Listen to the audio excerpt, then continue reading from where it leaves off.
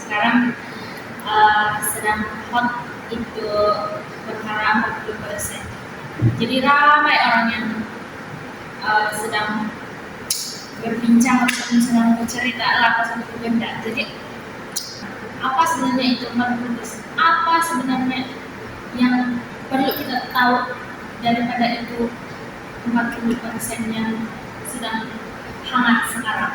Dia sangat hangat diperkatakan di media sosial sebab ini ada dalam perjanjian, tapi sejak beberapa tahun lalu 40% tidak pernah betul-betul dilaksanakan. Perkara ini mesti kita perjelaskan lebih banyak dengan sumber rujukan yang lebih banyak. Yang kita hangat dengar itu adalah seolah-olah dia orang bercakap ini 40% dengan itu pemberian khas adalah benda yang sama. Kewajiban ini persekutuan, apa saja kementerian federal yang ada di Sabah, contoh keselamatan, polis, immigration, ataupun kementerian pendidikan, ataupun kesehatan. Jadi semua yang kementerian yang federal punya itu, segala perbelanjaan diorang untuk berfungsi di Sabah itu adalah kewajiban diorang. Maksudnya itu adalah perbelanjaan federal di Sabah.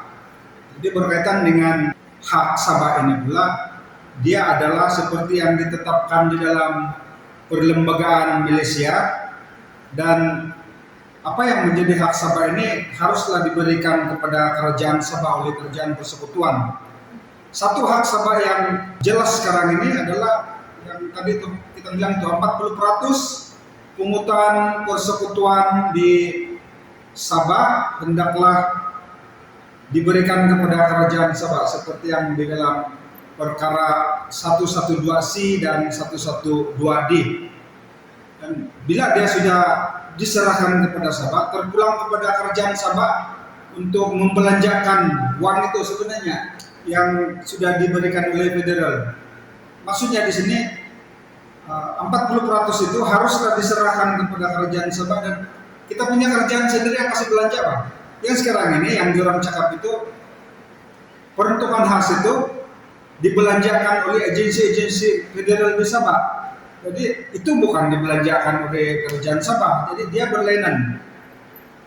Dan sebenarnya yang macam tadi mungkin Jenisius cakap itu, memang pada tahun 1965 sampai 1974 ini hak 40% yang tadi itu sudah dilaksanakan pada masa itu. Pada masa itu dikira dia baru 26 juta setahun pada masa itu, sebab kan ekonomi masa itu masih rendah. Jadi mengikut perlembagaan pada tahun 1975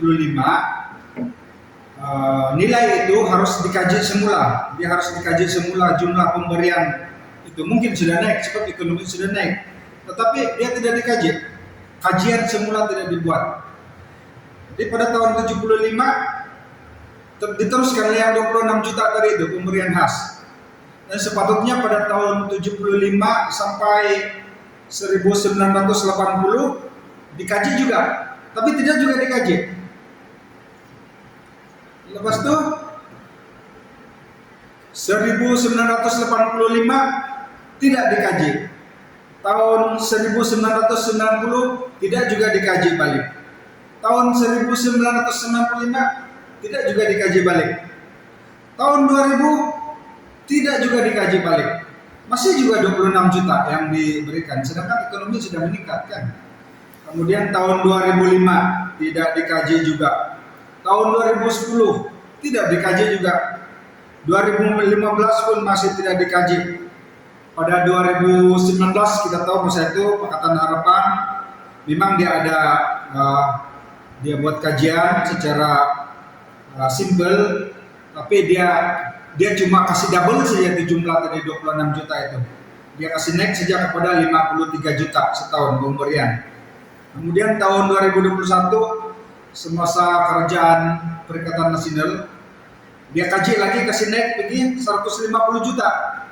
Kemudian tahun 2022 ini kerajaan Madani sudah karena naik lagi tuh pergi 300 juta, kemudian 2024 Kerjaan Madani juga dinaikkan kepada 600 juta.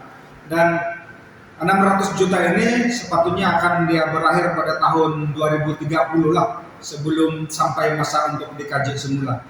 Itu adalah pemberian khas yang disebut interim, itu sekarang masih interim. Banyak orang yang berbicara hal ini kan dia campur aduk. Sebenarnya yang pemberian khas ini benda lain.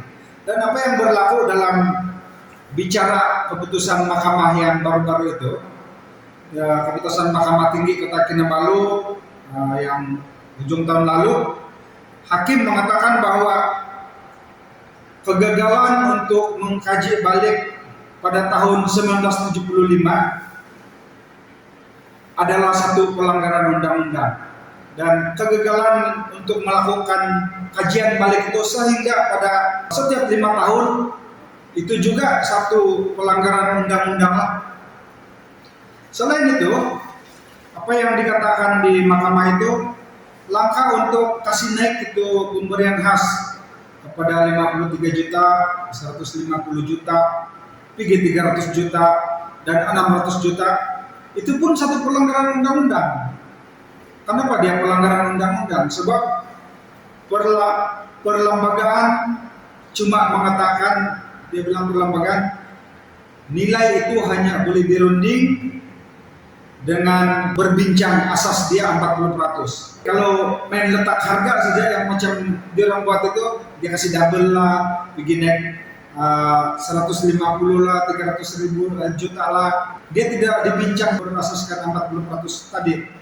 Perlembagaan mengatakan 40% daripada jumlah pungutan persekutuan di Sabah haruslah diberikan kepada kerajaan Sabah. Itu saja asasnya.